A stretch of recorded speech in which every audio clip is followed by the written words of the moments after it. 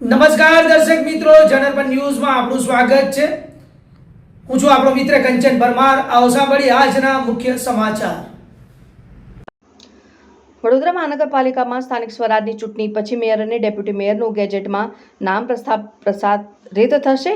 નવા સભાસદો આવકારવા માટે તડામાર તૈયારીઓ. સામાન્ય સભાખંડની રિપેરિંગ અને નવીનીકરણ હાથ ધરાવું.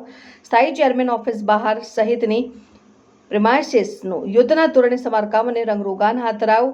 મ્યુનિસિપલ સેક્રેટરી ચિંતન દેસાઈ કોર્પોરેટરોની સમયમર્યાદા સહિતની આપી વિગતો. કોર્પોરેટરોને માનદ વેતન, સ્ટેશનરી અને મોબાઈલ ખર્ચ સહિત મીટિંગ ભત્તા મળશે.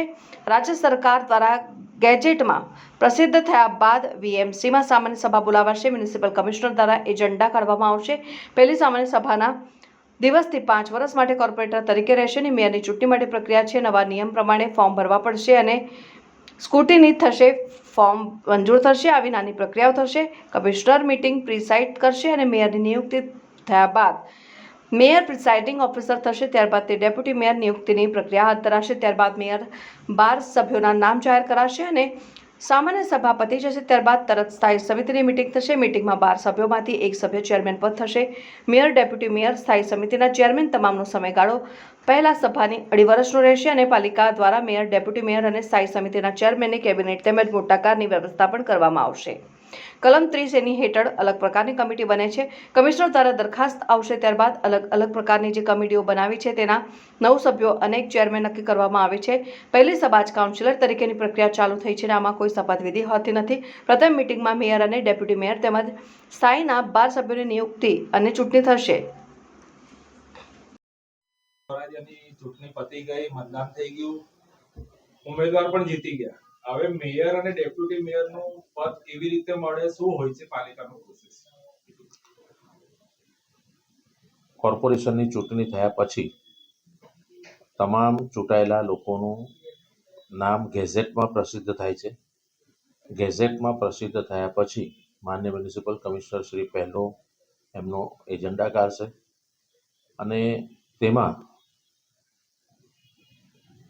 પહેલી જે મિટિંગ થશે એમાં મેયર, ડેપ્યુટી મેયર અને સ્થાયીના 12 સભ્યોની નિયુક્તિ અને ચૂંટણી થશે. અને મેયરની ચૂંટણી માટેની બી એક પ્રક્રિયા છે. જે નવા નિયમ પ્રમાણે હવે એમને ફોર્મ ભરવા પડશે. ફોર્મ ભરીને એનું સ્ક્રુટિની થશે, ફોર્મ મંજૂર થશે.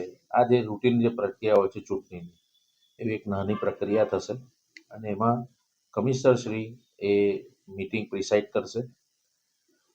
મેયરની નિયુક્તિ થયા પછી મેયર એ પ્રિસાઇડિંગ ઓફિસર થશે અને એ ડેપ્યુટી મેયરની નિયુક્તિની પ્રક્રિયા કરશે અને ત્યારબાદ મેયર શ્રી 12 સભ્યોની નામો જાહેરાત કરશે. સ્થાયી સમિતિ જેવી પતી જશે એવી જ તરત જ સામાન્ય સભા જેમ પતી જશે એવી તરત જ સ્થાયી સમિતિની મિટિંગ થશે અને એ સ્થાયી સમિતિના 12 સભ્યો એમના સભ્યો પૈકી એક સભ્યને ચેરમેન તરીકે નિયુક્ત કરશે. મેયર અને ડેપ્યુટી મેયરનો સમયગાળો કેટલા સમયનો? મેયર, ડેપ્યુટી મેયર, સ્થાયી સમિતિ ચેરમેન આ તમામનો સમયગાળો પહેલી સામાન્ય સભા થશે તેનાથી 2.5 વર્ષનો હોય છે. અચ્છા, પાલિકા દ્વારા મેયર અને ડેપ્યુટી મેયરને કયા પ્રકારની વ્યવસ્થા કરવામાં આવે છે? પાલિકા દ્વારા મેયર, ડેપ્યુટી મેયર, ચેરમેનને કેબિનો આપવામાં આવે છે. એમના પીએ હોય છે.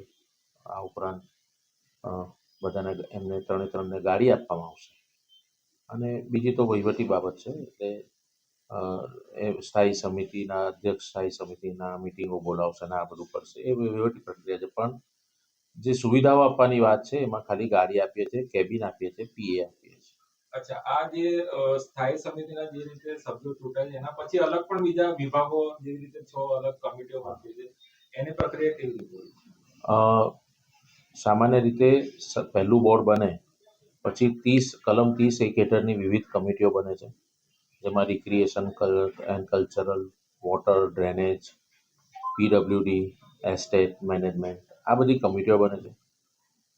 પહેલી કે બીજી મહિનાની આના પછીની જે સભાઓ આવશે એમાં કમિશનરશ્રી તરફથી આની એક દરખાસ્ત આવશે અને એ દરખાસ્તના આધારે અમે એ સભ્યોની નિયુક્તિ કરીશું.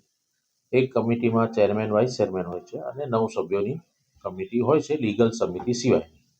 અચ્છા, આમાં શપથવિધિ જેવું ના, શપથવિધિ જેવું હોતું નથી. પહેલી જે મિટિંગ મળે એટલે એ સમયથી એમનું કાઉન્સિલર તરીકેનો સમય ચાલુ થાય છે અને પહેલી સભા મળેથી 5 વર્ષ સુધી તેઓ કાઉન્સિલર તરીકે રહે છે.